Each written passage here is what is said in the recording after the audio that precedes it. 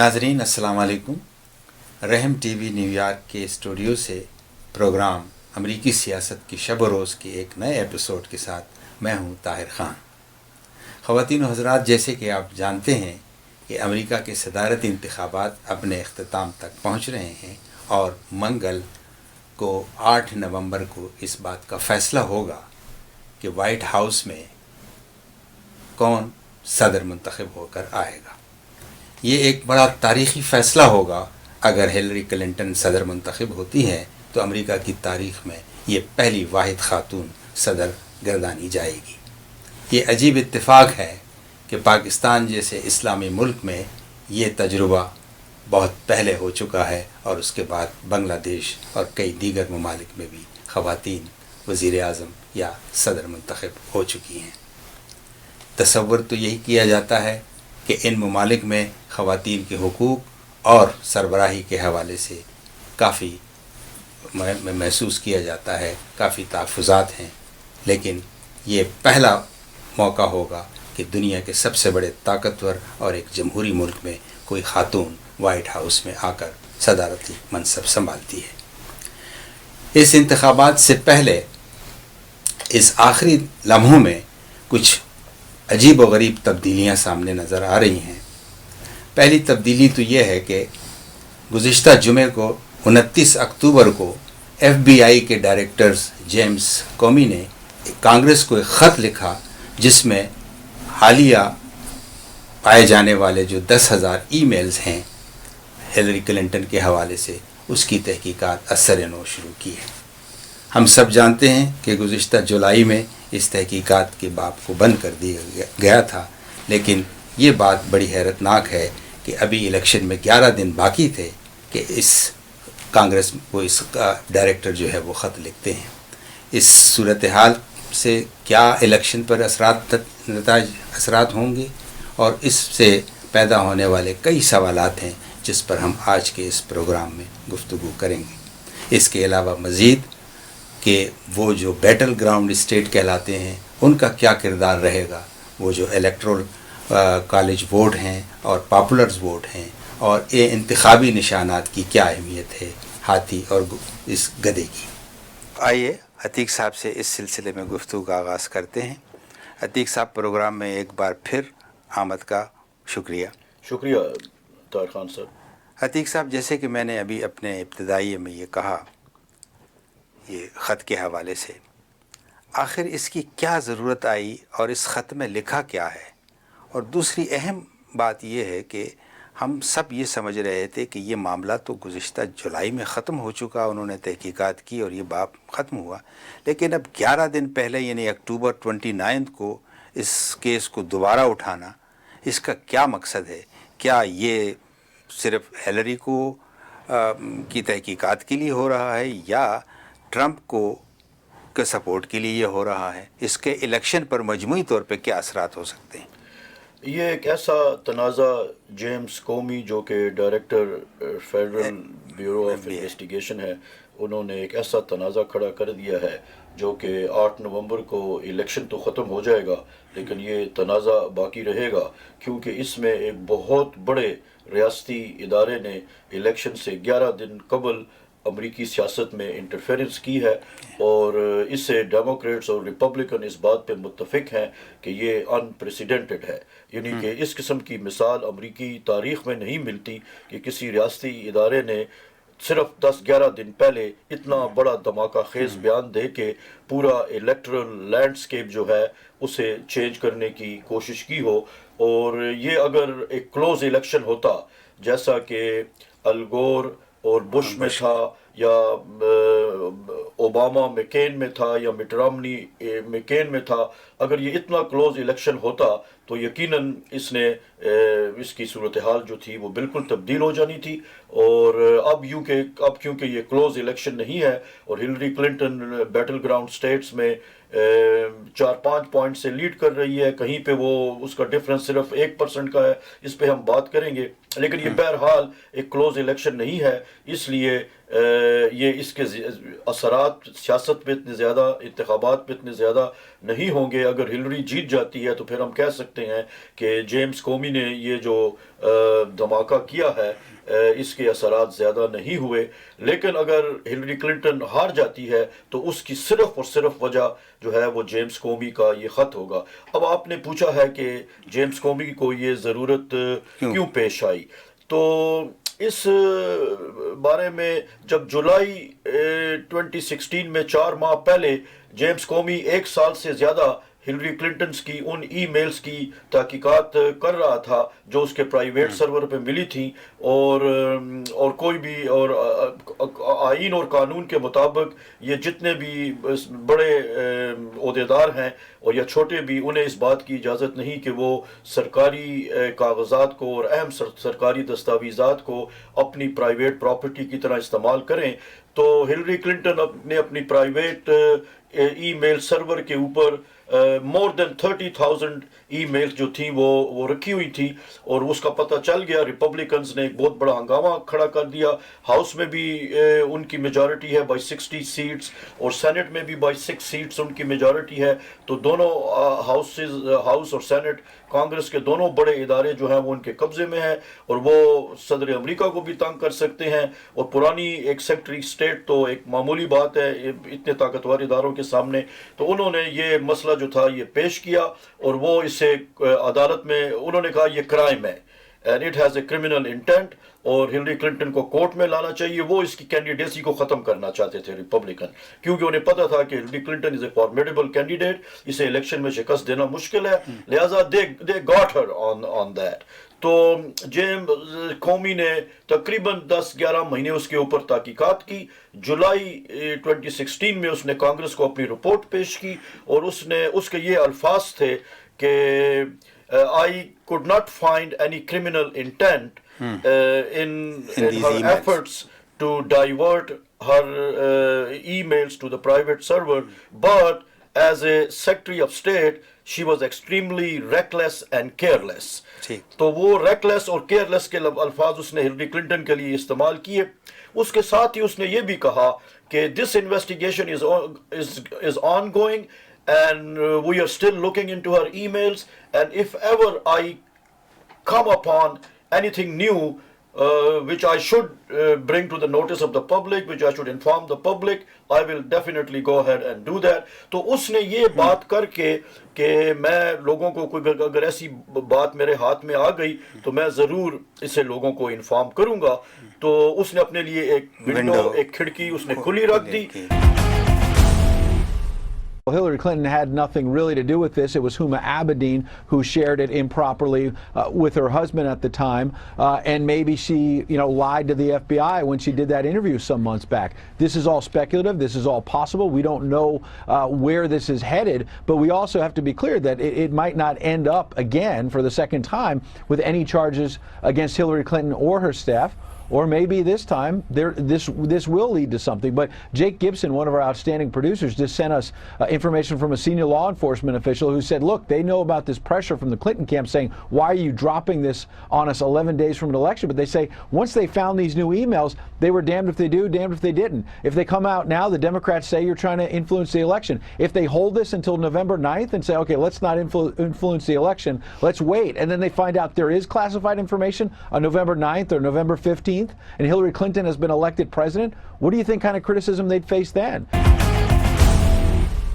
اب اس کا ڈائلما یہ تھا کہ اس نے اینتھنی وینر جو ایکس کانگریس مین تھا، ہما عبدین کا اسٹرینج ہسبینڈ تھا، اس کے وہ جنسی اسکینڈل کو اس کی وہ تحقیقات کر رہا تھا، اور اسے یہ اسٹیٹ ڈپارٹمنٹس کی ای میل جو ہما اور اینتھنی وینر کے درمیان ایکسچینج ہوئی تھی وہ اس کے ہاتھ لگ گئی. اب اس کے سامنے مسئلہ یہ تھا کہ اگر وہ ان کو دبا دیتا اور کل یا پرسوں 7 نومبر کو، 9 نومبر کو، 10 نومبر کو کوئی خطرناک ای میل سامنے آ جاتی تو اس وقت وہ لے کے آتا تو پھر ریپبلکن کہتے کہ یہ تو تم پہلے کیوں نہیں لے کے آئے، تم نے اسے کیوں روکا الیکشن کے لیے. تو وہ کہتے ہیں کہ damn if you don't, damn if you do, damn if you don't. اگر وہ کرتا تو تب بھی وہ پھنستا تھا، نہ کرتا تب بھی وہ پھنستا تھا. تو اس نے کر کے اپنی جان چھڑا لی کہ جو ہوگا دیکھا جائے. لیکن عتیق صاحب آپ نہیں سمجھتے ہیں کہ یہاں ادارے جو ہیں بہت اپنی ذمہ داریوں سے اپنے حدود و قیود میں رہ کے کام کرتے ہیں. ایف بی آئی جو ہے یہ جسٹس ڈپارٹمنٹ کے انڈر میں ہے. جبکہ جسٹس ڈپارٹمنٹ یہ اس کی وہ انہوں نے اجازت نہیں دی. اس کے باوجود ایک ایف بی آئی کا ڈائریکٹر جو ہے وہ اس کیس کو اٹھاتا ہے اور اٹارنی جنرل بھی اس پر خاموشی اختیار کرتا ہے. یہ وہ سوال ہے جو کہ امریکی میڈیا میں آج کل ڈسکس ہو رہا ہے، اور ریپبلکن پارٹی کا ایک الگ موقف ہے اس کے بارے میں، اور ڈیموکریٹک پارٹی کا ایک الگ موقف ہے. اب آپ نے کہا کہ اسے ڈی او جے یعنی ڈپارٹمنٹ آف جسٹس کے لوگوں نے کہا کہ تم you should not go head اور اسے ڈسکلوز نہ کرو، یہ بات ٹھیک ہے.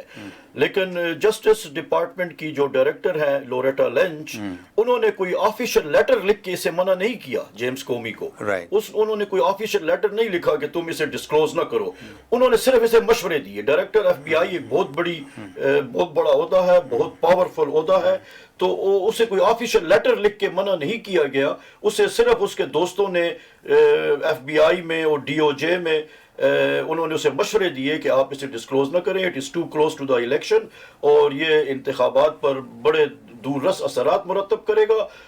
لیکن اس نے یہ بات نہ مانی اور اس نے یہ لیٹر جو تھا وہ ڈسکلوز کر دیا. عتیق صاحب، فرض کر لیں کہ کچھ معلومات انتہائی اہم معلومات ہیں اور ایف بی آئی، آخر ایف بی آئی کو کیا یہ فکر لاحق ہو رہی ہے کہ وہ پبلک میں ڈسکس ہوا یا نہیں ہوا؟ اس سے ملتا جلتا اسی کے ضمن میں میں یہ بھی آپ سے پوچھوں گا کہ یہ جو فریڈم آف ایکسپریس ہے، آزادی اظہار رائے اور نیشنل سیکورٹی جیسے قومی سلامتی، ان کے حدود کہاں سے شروع ہوتے ہیں اور کہاں پہ ختم ہوتے ہیں؟ اور ابھی اسی ضمن میں ہمارے ملک پاکستان میں بھی اسی طرح کا ایک واقعہ ہوا جس میں ڈان کے ایک صحافی نے اس طرح کی کوئی خبر شائع کر دی.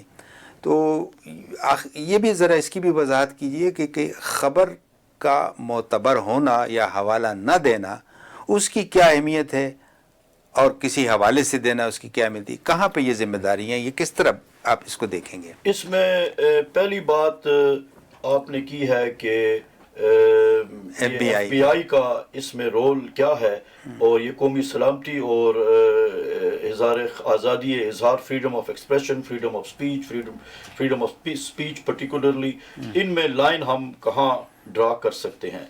تو طاہر خان صاحب، یہ وہ مسئلہ ہے کہ جس پر امریکہ میں گزشتہ 200 سال سے بحث ہو رہی ہے کہ آزادی اظہار کہاں ختم ہوتی ہے اور قومی سلامتی کہاں شروع ہوتی ہے، اور اس پر ابھی تک کوئی فیصلہ نہیں ہو سکا.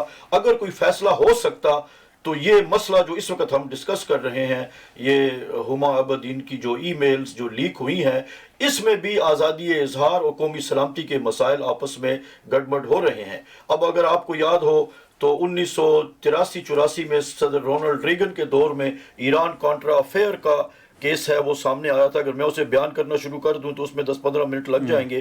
وہ بھی آزادی اظہار اور قومی سلامتی کا تھا. کرنل آلیور نارتھ اور ایڈمرل جان پوائنٹیکسٹر، انہوں نے بہت زیادہ اوور پرائس پیسوں پہ اسلحہ ایران کو بیچا، اور ایران کے بارے میں صدر ریگن اس وقت کہہ رہے تھے کہ یہ ایکسس آف ایول ہے. ایکسس آف ایول میں ایک نارتھ کوریا ہے، ایک ایران ہے، اور ایک اس نے روس کو شامل کیا ہوا تھا. تو صدر ریگن کی پوری انتخابی مہم ایکسس آف ایول پہ چلی تھی، ان کی پوری صدارت ایکسس آف ایول پہ چلی تھی. دوسری مدت صدارت میں الیکٹ ہونے کے بعد انہوں نے سوویت یونین کو تحلیل کر دیا. تو ایکسس آف ایول ان کی تمام سیاست کا اور ان کی خارجہ پالیسی کا ایک کلیدی نقطہ تھا. تو لوگوں کو تو وہ یہ بتا رہے تھے، لیکن ان کے اپنے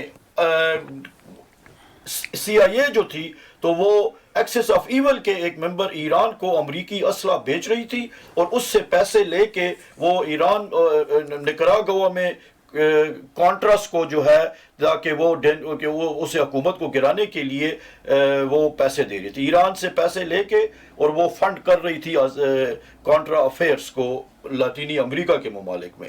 تو وہاں بھی یہ بات شروع ہوئی تھی. وہ کہہ رہے تھے جی کہ یہ ہماری قومی سلامتی کا تقاضا تھا کہ ہم نے لاطینی امریکہ میں کمیونسٹ حکومتوں کو روکنا تھا، لہٰذا یہ ہماری قومی سلامتی کا مسئلہ تھا.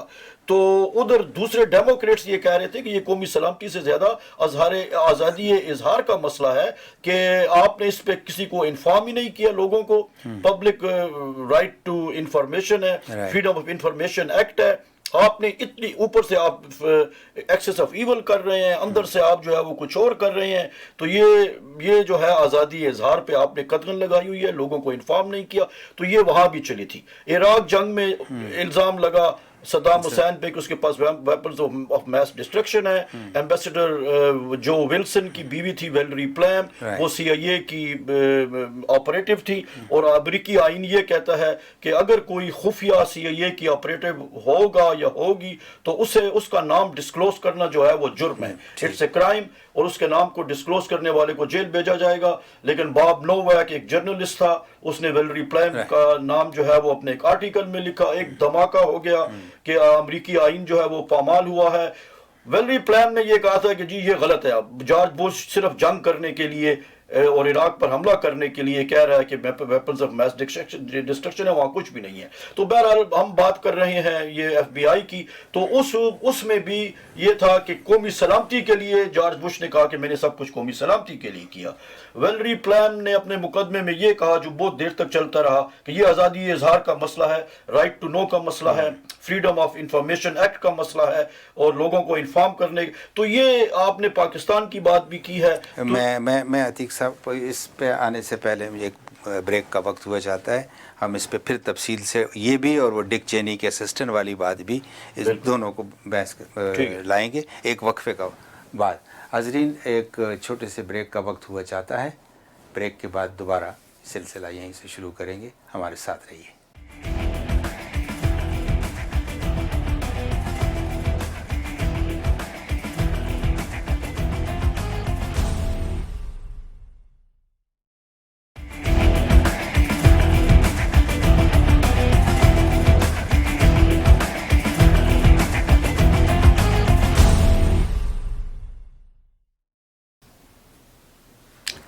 ناظرین, پروگرام امریکی سیاست کے شب و روز میں ایک بار پھر آئیے گفتگو کا آغاز کرتے ہیں, جہاں سے ہم نے گفتگو کو وہیں پہ عتیق صاحب شروع کریں گے. ہم بات کر رہے تھے ہم پاکستان کے ڈان کے صحافی کے خبر کے حوالے سے اور جیمز کومی کے یہ لنک ہم جا رہے تھے کہ قومی سلامتی اور اظہار رائے کی آزادی کے حدود و قیود کیا ہیں. ایسے کچھ واقعات ہمارے ماضی میں امریکہ میں بھی ہوئے ہیں, تو میں چاہتا ہوں کہ اس سلسلے کو آگے آپ پڑھائیے گا. یہ ایک اتفاق کی بات ہے کہ پاکستان میں آج کل ایک ایسے واقعے نے ہنگامہ خیزی پیدا کی ہوئی ہے جس سے ملتا ہوا ہو بہو واقعہ جو ہے وہ امریکہ میں بھی ایک بہت بڑا تنازع بنا ہوا ہے. خبر لیکس کی تحقیقات میں اہم موڑ آ گیا. وزیر اعظم آفس کے اعلامیہ میں واضح کیا گیا کہ اب تک کے شواہد کے مطابق وزیر اطلاعات پرویز رشید کی کوتاہی کے شواہد سامنے آئے ہیں, اس لیے شفاف تحقیقات کے لیے پرویز رشید کو ان کے عہدے سے ہٹا دیا گیا ہے. اعلامیہ کے مطابق تحقیقات کے لیے آئی ایس آئی, ایم آئی اور آئی بی کے سینئر حکام پر مشتمل انکوائری کمیٹی تشکیل دی جا رہی ہے. یہ کمیٹی قومی اہمیت کے معاملے کی تحقیقات میں اس کے ذمہ داروں کا تعین کرے گی جنہیں قانون کے مطابق سزا بھگتنا ہوگی. ترجمان وزیر اعظم مصدق ملک نے ڈان نیوز سے گفتگو کرتے ہوئے پرویز رشید کو وزارت سے ہٹانے کی تصدیق کی. جیمز کومی کا جو یہ لیٹر کو ڈسکلوز جو لیٹر بھیجنا ہے کانگریس کو, اس نے بھی قومی سلامتی اس میں کہا ہے. آپ پوچھیں کہ جی اس میں قومی سلامتی کا کیا تعلق ہے, تو اس کا قومی سلامتی سے یہ تعلق ہے کہ یہ جو ای میلیں as secretary of states Hillary Clinton نے اپنے پرائیویٹ سرور سے دی تھی, اور ان پرائیویٹ سرور سے وہ ہما عبدین کو گئی, ہما عبدین سے وہ اینتھنی وینر کو گئی. تو as secretary of state Hillary Clinton کو دنیا بھر سے ای میلز آتی تھی, پرائم منسٹر بھی بھیجتے تھے, پریزیڈنٹ بھی بھیجتے تھے, آرمی چیف بھی بھیجتے تھے, یورپ, افریقہ, ایشیا. اگر اس میں کوئی کلاسیفائڈ بات ہوتی ان ای میلز میں, ان میں کوئی ایسی بات ہوتی جو امریکہ کی قومی سلامتی سے ڈائریکٹ جس کا تعلق ہوتا, اور وہ اینتھنی وینر تک پہنچ رہی ہے, تو it is a grave matter, it is a very serious matter, کیونکہ یہ آپ نے ایک سیکرٹری آف اسٹیٹ کی لاپرواہی نے قومی سلامتی کے امور کو اتنا دور تک پہنچا دیا. اور یہ اینتھنی وینر تو ابھی سامنے آیا ہے, پتہ نہیں یہ ریپبلکنز یہ کہہ رہے ہیں کہ پتہ نہیں یہ ای میلیں کہاں پڑی ہوئی ہیں ہلری کلنٹن کے پرائیویٹ ای میل سرور سے نکل کے. تو اسی طرح کا واقعہ جس طرح آپ نے بتایا وہ پاکستان میں اسلام آباد میں پرائم منسٹر ہاؤس میں ہوا.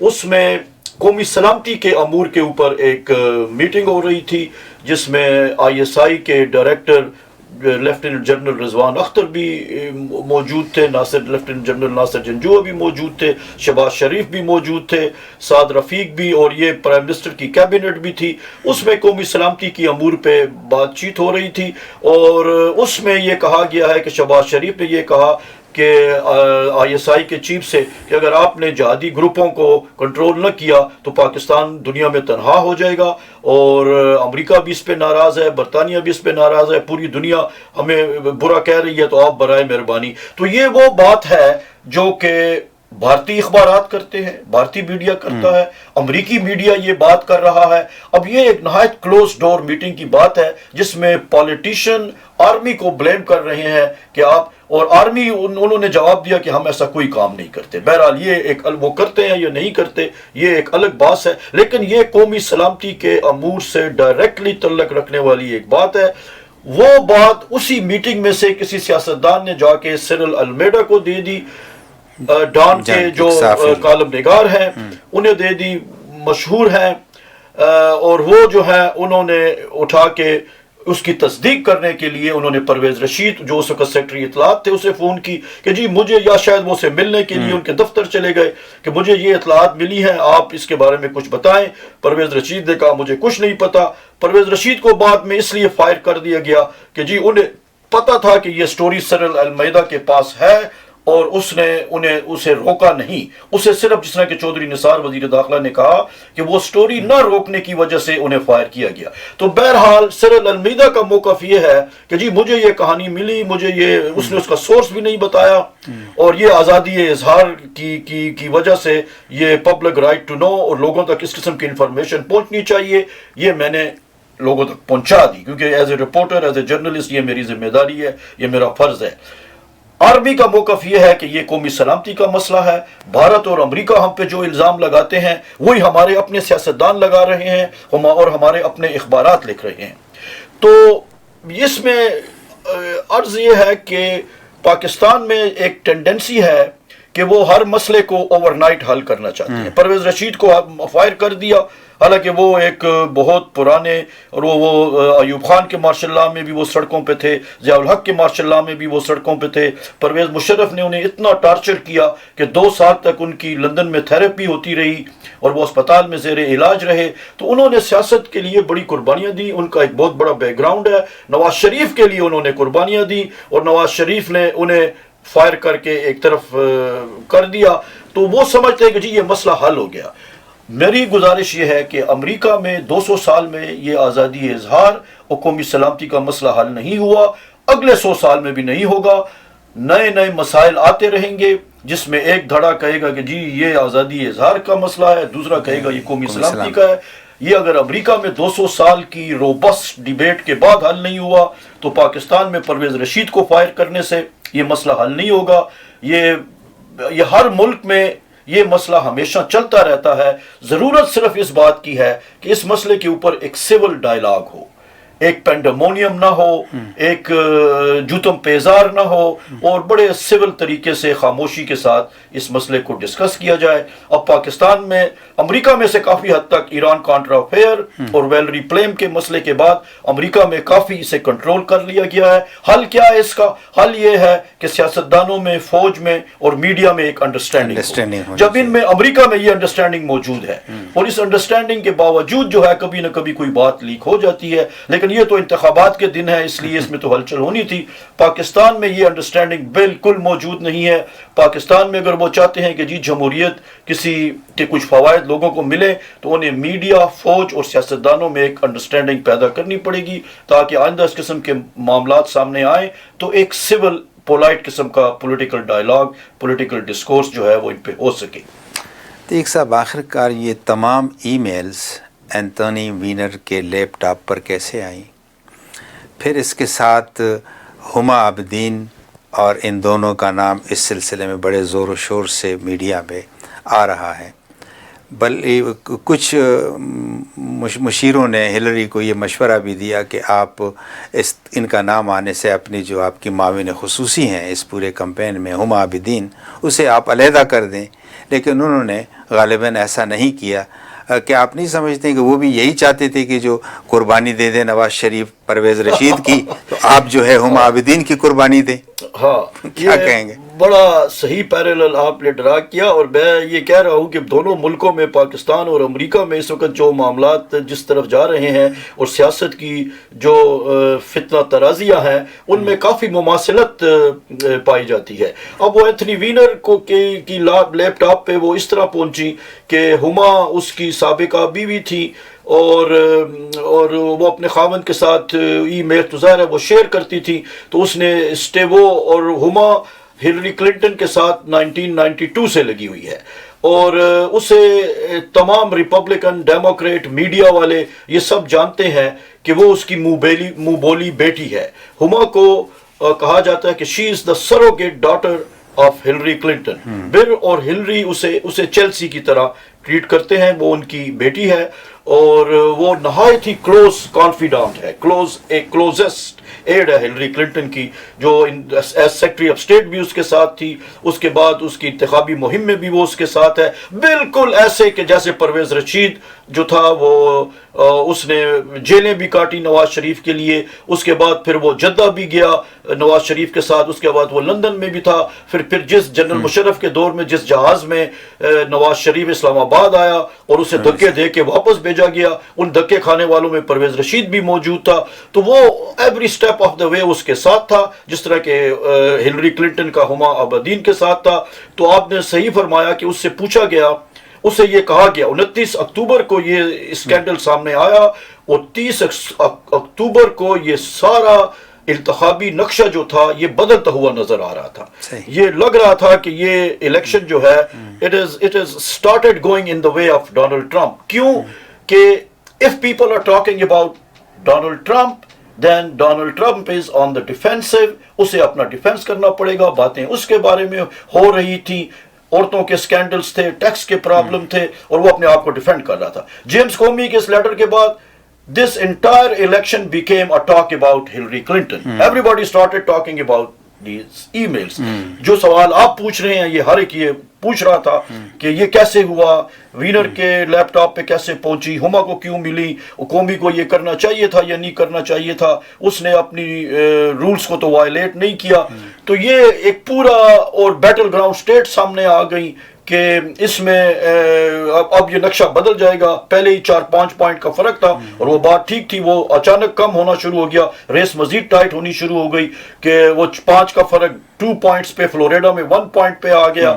تو یہ جب ساری باتیں اتنے بڑے سانحے کو اور اتنے بڑے ہنگامے کو دیکھ کے ہلری کلنٹن کے جو جان پوڈیسٹا جو اس کا ڈائریکٹر آف کیمپین ہے، اور دوسرا اس کا جو کیمپین چیئرمین ہے رابی مک، انہوں نے اسے کہا اخباری اطلاعات کے مطابق کہ اب جب کشتی ڈوبنے لگتی ہے تو بوجھ اتارا کرتے ہیں، تو اب اسے ہما عابدین کو فارغ کر دو تاکہ یہ مسئلہ ختم ہو جائے، ورنہ تم سے وائٹ ہاؤس چلا گیا ہے، تم سے وائٹ ہاؤس جا رہا ہے، تم یہ الیکشن نہیں جیت سکتی ہو، اسے فارغ کر دو۔ تو اس اگلے دن یہ بات نکل گئی باہر، لیک ہو گئی۔ اگلے دن وہ فلوریڈا میں ایک انتخابی ریلی سے خطاب کر رہی تھی، تو وہاں پہ ایک رپورٹر، تو چھوٹے چھوٹے دیہاتوں میں جب پریزیڈنشل کینڈیڈیٹ جاتے ہیں تو وہ ان سے ایک سوال پوچھ لیتے ہیں، تو وہاں رپورٹر نے اس سے پوچھ لیا کہ are you going to fire ہما؟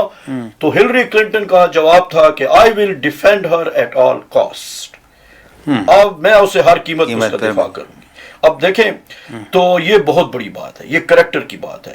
وہ ایک امریکہ کی پہلی خاتون صدر بننے جا رہی ہے، اس کی سیاسی زندگی کا 30 سالہ جو جد و جہد ہے وہ صرف ایک کوسچن کے اوپر آ گئی ہے کہ ہما عابدین اس کے ساتھ رہے یا نہ رہے۔ اس نے کہا to hell with presidency, you know, I will stick with my aid۔ اور اس نے اپنی، یہ کریکٹر کی بات ہے، اس سے کریکٹر کا سٹرینتھ پتہ لگتا ہے۔ اگلے دن نیو یارک ٹائمز میں اس پہ تبصرہ کیا کہ Clintons always stick to their loyal servants, loyal aides, just like their family.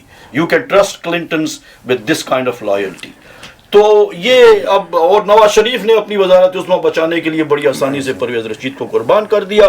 وزارت عظمیٰ وہاں زیادہ اہمیت رکھتی تھی, تعلق اور دوستی کا کوئی اہمیت نہیں تھی, جبکہ امریکہ میں ایک ہلری کلنٹن نے ثابت کیا کہ کریکٹر جو ہے, کریکٹر از ڈیسٹینی, یعنی وہ اب اگر وہ الیکشن جیتتی ہے تو وہ اپنا کریکٹر کو بھی بچا گئی ہے اور ہما عابدین کو بھی بچا گئی ہے. مجھے اس موقع پہ کوثر نیازی صاحب کا ایک شعر یاد آ رہا ہے کہ یہ کس دیار میں ہم لوگ آ گئے, نہ دشمنی کا طریقہ نہ دوستی کا خیر. کیا خوب ایک بریک کا وقت ہوا چاہتا ہے. حاضرین, ایک چھوٹے سے وقفے کے بعد دوبارہ حاضر ہوں گے. سلسلہ وہیں سے شروع ہوگا جہاں پہ ختم ہوا. ہمارے ساتھ رہیے.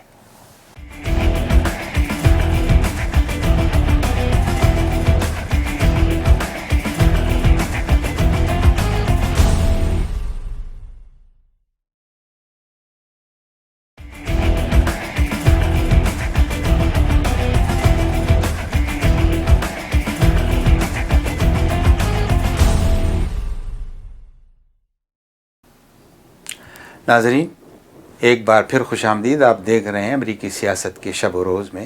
میرے ساتھ موجود ہیں معروف تجزیہ کار عتیق صدیقی صاحب. آئیے گفتگو سلسلہ وہیں سے شروع کرتے ہیں. عتیق صاحب, داندلی کا معاملہ ابھی تک اس پورے الیکشن میں آخر وقت تک چل رہا ہے.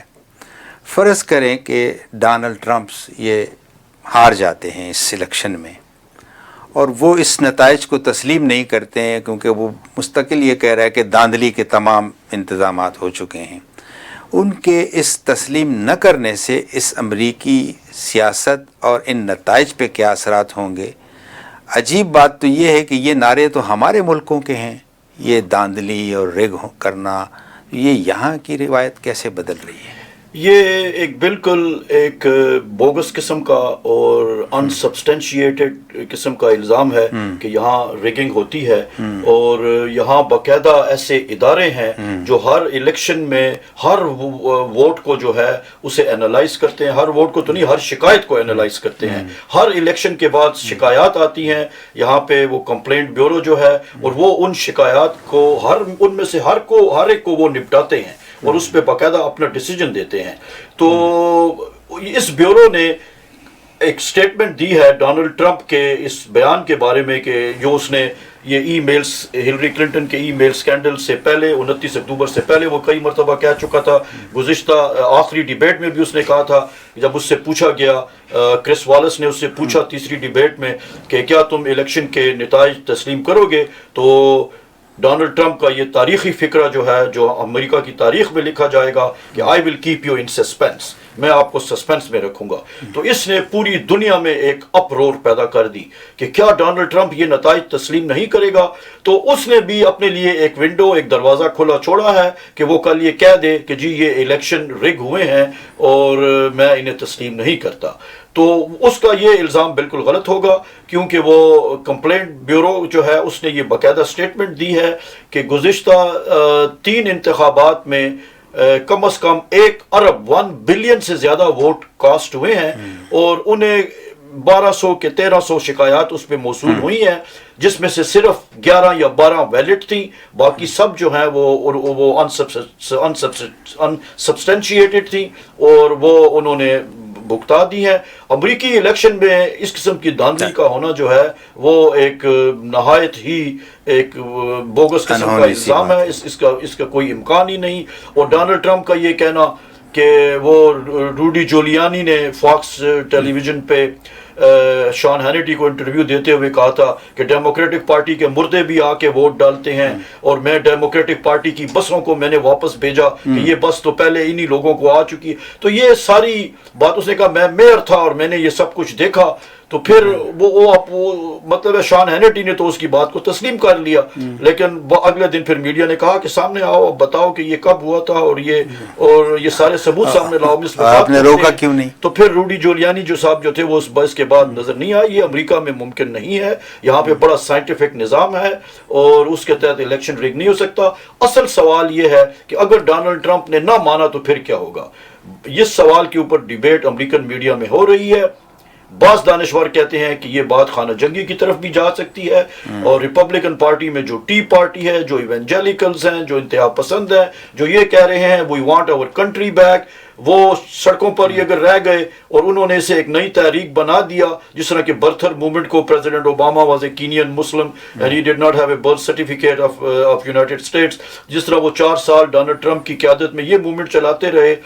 اب صورتحال یہ ہے کہ فرینک برونی نیو یارک ٹائمز کا بڑا اچھا کالم نگار ہے، اس نے اس مسئلے کو جو آپ نے سوال کیا ہے اس نے اسے ہینڈل کیا ہے، اور اس نے کہا ہے کہ اس میں میڈیا کا کردار بڑا کلیدی ہے.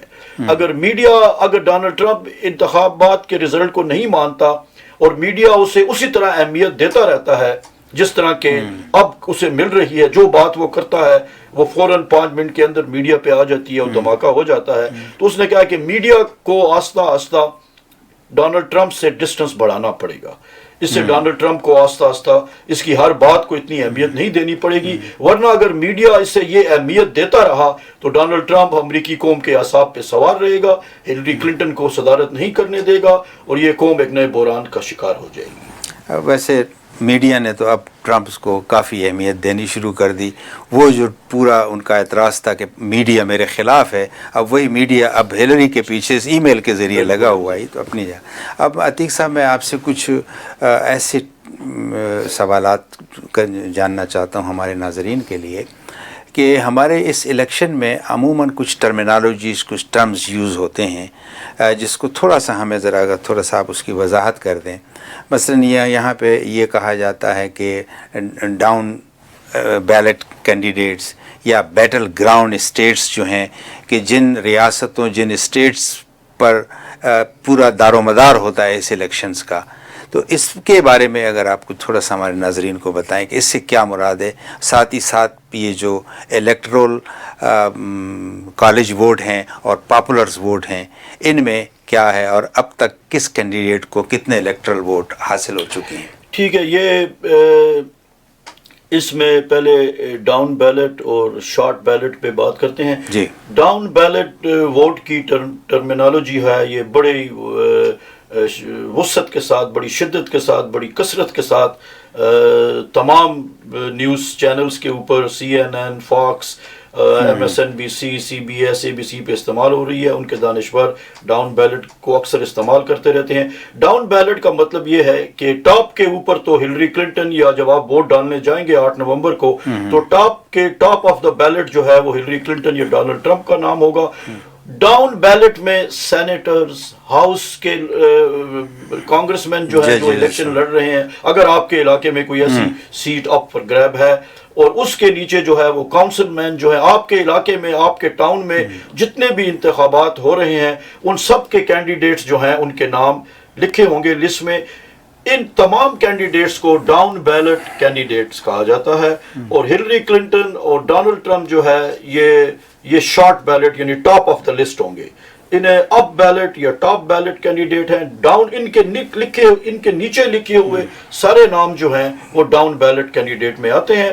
اس لیے تجزیہ کار جو ہیں وہ یہ کہتے ہیں کہ ڈیموکریٹس کو اب بیٹل گراؤنڈ سٹیٹس میں جو ہے وہ ڈاؤن بیلٹ کینڈیڈیٹس کی طرف توجہ دینی چاہیے، تاکہ ان کے کانگریس مین الیکٹ ہوں، تاکہ ان کے سینیٹر الیکٹ ہوں، تاکہ سینٹ میں جو صرف 6 سیٹ کی میجورٹی ہے اس وقت ریپبلکن کے پاس، ڈیموکریٹس کی یہ پوری کوشش ہے کہ ہلری بھی الیکٹ ہو جائے اور ساتھ ساتھ کم از کم وہ 7-8 سیٹیں سینٹ کی بھی جیت لیں. ہاؤس تو ان کے لیے امپاسبل ہے، کیونکہ ہاؤس میں پوری 30 سیٹس کا مارجن ہے، اور وہ 5-6 ہی لے کے اسے 22, 23, 24 تک ہی لے آئیں گے، لیکن وہ ہاؤس کو تو کیپچر نہیں کر سکتے ڈیموکریٹس ڈاؤن بیلٹ کینڈیڈیٹس کے ذریعے، لیکن سینٹ وہ لے سکتے ہیں. تو یہ ڈاؤن بیلٹس کینڈیڈیٹ جو ہیں یہ کافی اہمیت رکھتے ہیں امریکی انتخابات میں. اب اس کے بعد دوسری بات آپ نے پوچھی بیٹل گراؤنڈ سٹیٹس کی. تو بیٹل گراؤنڈ سٹیٹس میں یہ ہے کہ آلریڈی کچھ ریاستیں پوری طرح ریپبلکن پارٹی کی جھولی میں ہیں، کچھ ریاستیں پوری طرح ڈیموکریٹک پارٹی کی جھولی میں ہیں. الیکشن کے شروع ہونے سے پہلے یہ طے تھا کہ نیو یارک کہ جو ہے وہ یہ ڈیموکریٹ کی طرف جائے گی، کیلیفورنیا جو ہے وہ ڈیموکریٹس کی طرف جائے گی، ٹیکسس جو ہے وہ ریپبلکن کی طرف جائے گی. یہ ساری بڑی بڑی ریاستیں ہیں. کیلیفورنیا اتنی بڑی ہے کہ وہاں 52-53 الیکٹرل کالج کی سیٹیں ہیں، نیو یارک میں 22-23 ہیں اب، اور ٹیکسس میں بھی اسی طرح 25-26 ہیں. تو یہ الیکٹرل کالج بہت بڑی سیٹیں ہیں جو ریپبلکن اور democratic party they walk into the election with these electoral college seats under their belt کہ بھئی یہ تو ہیں ہی. اس مرتبہ کسی حد تک ٹیکسس بھی ان پلے ہے، لیکن وہاں پہ ریپبلکن پارٹی بڑا پیسہ لگا رہی ہے، اسے ریپبلکن پارٹی سے چھیننا جو ہے وہ مشکل ہوگا. تو کچھ ریاستیں تو آلریڈی ڈیسائیڈڈ ہوتی ہیں. تو اب اس کے علاوہ جو رہ جاتی ہیں چھوٹی چھوٹی ریاستیں، تو انہیں تو بیٹل گراؤنڈ نہیں کہا جاتا، لیکن ان کے علاوہ کچھ ایسی ریاستیں جن میں الیکٹرل کالج کی سیٹیں زیادہ ہوتی ہیں انہیں بیٹل گراؤنڈ کہا جاتا ہے، جو ٹاس اپ ہوتی ہیں، جو کسی بھی طرف جا سکتی ہیں. یہ MSNBC کے بہت معروف جرنلسٹ تھے ٹم رسٹ، تو انہوں نے وہ ہر الیکشن میں جب تجزیہ کرتے تھے تو یہ کہتے تھے، بیٹل گراؤنڈ سٹیٹ کی جب بات آتی تھی تو وہ کہتے تھے فلوریڈا فلوریڈا فلوریڈا. یعنی فلوریڈا میں جو ہے یہی ہمیشہ، ان بیٹل گراؤنڈ سٹیٹ کو بیل ویدر سٹیٹس بھی کہتے ہیں، سوئنگ سٹیٹس بھی کہتے ہیں، کہ وہ 3-4 یا 5 ریاستیں جن کا پتہ نہیں کہ وہ ڈیموکریٹس کو جائیں گی یا ریپبلکن کو جائیں گی. تو سارا توجہ جو ہے اور ساری جو اٹینشن اور جو ساری ایفرٹس اور سارا سرمایہ ایڈس کے اوپر، پولیٹیکل ایڈس کے اوپر، وہ انہی بیٹل گراؤنڈ سٹیٹس میں دیا جاتا ہے. نیو یارک میں آپ کو کوئی ٹیلی ویژن پہ ایڈس نظر نہیں آئیں گی، کیلیفورنیا میں نظر نہیں آئیں گی، ٹیکسس میں نظر نہیں آئیں گی، کیونکہ یہ ثابت شدہ ریاستیں ہیں، یہ بیٹل گراؤنڈ نہیں ہے. اب جہاں فلوریڈا جیسی ریاست آپ دیکھیں، پچھلے 2 دنوں سے ڈونلڈ ٹرمپ بھی فلوریڈا میں ہے، ہلری کلنٹن بھی فلوریڈا میں ہے، اور یہ کہہ دیا گیا ہے کہ اگر ڈونلڈ ٹرمپ فلوریڈا نہیں جیتا تو there is no way he can win the presidency. اب فلوریڈا کے پاس 29 الیکٹرل سیٹ ہیں. فلوریڈا وہ ریاست ہے جس نے الگور سے صدارت لے کے جارج بش کو دے دی تھی. یہ ایک ہسٹوریکل بات ہے، اور امریکہ میں اس قسم کے واقعات 100 سال میں ایک مرتبہ ہوتے ہیں جب پاپولر ووٹ جو ہے وہ کسی کے پاس زیادہ ہے اور لیکن اس کے پاس الیکٹرل کالج کی سیٹیں نہیں ہیں، تو پاپولر ووٹ جو ہے اس کی اہمیت نہیں رہتی، اور الیکٹرل کالج کے ووٹ کے اوپر جو ہے اس کی سیٹوں کے اوپر فیصلہ ہوتا ہے. اب پاپولر ووٹ کیا ہوتے ہیں اور الیکٹرل کالج کیا ہوتی ہے؟ تو الیکٹرل کالج یہ ہے کہ ہر ریاست کو اس کی آبادی کے مطابق کچھ سیٹیں دے دی جاتی ہیں. بڑی ریاستوں کی آبادی کو، کیلیفورنیا کو 52-53 سیٹیں ہیں، نیو یارک کی 22-23-24 ہیں، فلوریڈا کی 29 ہیں. اس طرح ہر ریاست کو اس کی آبادی کے مطابق کچھ سیٹیں دے دی گئی ہیں. یہ بات جو ہے یہ 1872-73 میں یہ شروع ہوئی تھی. پاپولر ووٹ جو ہے وہ سارے ووٹ جو لوگ ڈالتے ہیں، آپ اور میں جو ووٹ ڈالتے ہیں، وہ پاپولر ووٹ ہے، لیکن اس کی بنیاد پہ امریکی صدر کا انتخاب نہیں ہوتا. الگور کے پاس 500,000 پاپولر ووٹ زیادہ تھے، لیکن فیصلہ اس بات پہ ہونا تھا کہ فلوریڈا کی سٹیٹ کس کے پاس ہے. اگر وہ جارج بش نے جیتی ہے تو وہ صدر بنے گا، اگر وہ الگور نے جیتی ہے تو وہ الگور صدر بنے گا. یہ فیصلہ نہیں ہو رہا تھا. وہ اس لیے نہیں ہو رہا تھا کہ ووٹنگ جو تھی وہ لیٹ نائٹ تک رکھی گئی. ریپبلکن نے یہ کہا کہ جی یہ ٹائم گزر جانے کے بعد بھی یہ ووٹنگ ہوتی رہی، کچھ ہینگنگ بیلٹس اور کچھ اس قسم کی بھی تنازع تھے. تو مسئلہ سپریم کورٹ میں چلا گیا. انہوں نے یہ فیصلہ کر دیا کہ یہ جارج بش جو ہے یہ بیسیکلی یہ الیکشن جیت چکا ہے، یہ 29 سیٹیں اسے مل گئی. اور پاپولر ووٹ جو تھا، ہم یہ سمجھتے ہیں کہ ہم ووٹ دے کے صدر امریکہ منتخب کر رہے ہیں، ایسا نہیں ہوتا. ہم نیو یارک میں ووٹ دے کے الیکٹرل سیٹس جو ہیں وہ منتخب کریں گے. یہ الیکٹرل کینڈیڈیٹ جو الیکٹ ہو جائیں گے یہ لوگ، یہ پھر ان کا 15 یا 16 دسمبر کو ان کا اجلاس ہوگا، اور پھر اس اجلاس میں یہ سارے جو ہیں یہ صدر چنیں گے. اگر ڈیموکریٹس کے پاس الیکٹرل سیٹ زیادہ ہوئیں تو وہ ہلری کلنٹن کو ووٹ دے کے، اور اگر ریپبلکنس کے پاس الیکٹرل سیٹ زیادہ ہوئیں تو وہ ڈونلڈ ٹرمپ کو ووٹ دے کے. تو ہم جو ہے وہ الیکٹرل سیٹس کو جیتنے کے لیے اپنی اور پریزیڈنٹ جو ہے اس کا انتخاب پھر الیکٹرل کالج کرتی ہے. الیکٹرل کالج کسی جگہ کا نام نہیں ہے، یہ ایک لوگوں کا ایک گروہ ہے جو کہ جن کے ذمہ یہ کام ہے کہ وہ امریکی صدر کا انتخاب کریں۔ وقت بالکل اختتام پر ہے عتیق صاحب، میں مختصراً میں یہ چاہتا ہوں کہ یہ جو ان کے انتخابی نشان ہے ڈنکی اینڈ ایلیفنٹ، اگر اس پہ ایک دو چار لفظوں میں اس کی ذرا وضاحت کر دیں۔ یہ ایک بڑا طویل مسئلہ ہے اور بڑی دلچسپ کہانی ہے، اور اس کا آغاز ہوا تھا 1824 میں جب اینڈریو جیکسن اور جان کوئنسی ایڈمز یہ دونوں الیکشن لڑ رہے تھے۔ ان دنوں نہ کوئی ریپبلکن پارٹی تھی اور نہ ان دنوں کوئی ڈیموکریٹک پارٹی تھی، ہاں البتہ لبرل اور سیکولر جس طرح پاکستان میں یہ اصطلاحات استعمال ہوتی ہیں اور یہ اصطلاحات استعمال ہوتی تھی۔ تو اینڈریو جیکسن جو تھے تو وہ لبرل تھے اور جان کوئنسی ایڈم جو تھے وہ کنزرویٹو تھے۔ تو اینڈریو جیکسن اس سے پہلے کوئی جنگیں ہوئی تھی، وہ سول جنگ نہیں تھی، امریکہ نے کچھ دوسری جنگوں میں شرکت کی تھی، تو وہ وار ہیرو تھا اینڈریو جیکسن، اور وہ جب آیا اور اس نے الیکشن لڑنے کے لیے اپنا کہا تو اس کے اوپر وہ جو ہے اسے امریکی سیاست کی ڈرٹیسٹ یعنی غلیظ ترین سیاسی مہم کہا جاتا ہے، الیکشن کہا جاتا ہے کہ وہ اتنا غلیظ تھا کہ شاید ہلری کلنٹن اور ڈونلڈ ٹرمپ کا بھی نہ ہو۔ تو اس میں بہت مغلظات ایک دوسرے پہ پھینکی گئی، اور اس میں اینڈریو جیکسن کو اس کے مخالفین نے کہا کہ ہی از a jack S. Jack S یعنی وہ ایک ڈنکی ہے، ایک گدھا ہے۔ تو ان کا خیال تھا کہ وہ اس سے گھبرا جائے گا، تو اس نے اینڈریو جیکسن نے یہ کہنا شروع کیا کہ یہ گدھا جو ہے یہ تو بڑا وفادار ہوتا ہے، یہ تو بڑا بوجھ اٹھاتا ہے، اور یہ تو بڑا سٹبن ہوتا ہے۔ تو اس نے گدھے کی خوبیاں بیان کرنی شروع کر دی، اور وہ یہ الیکشن جیت گیا۔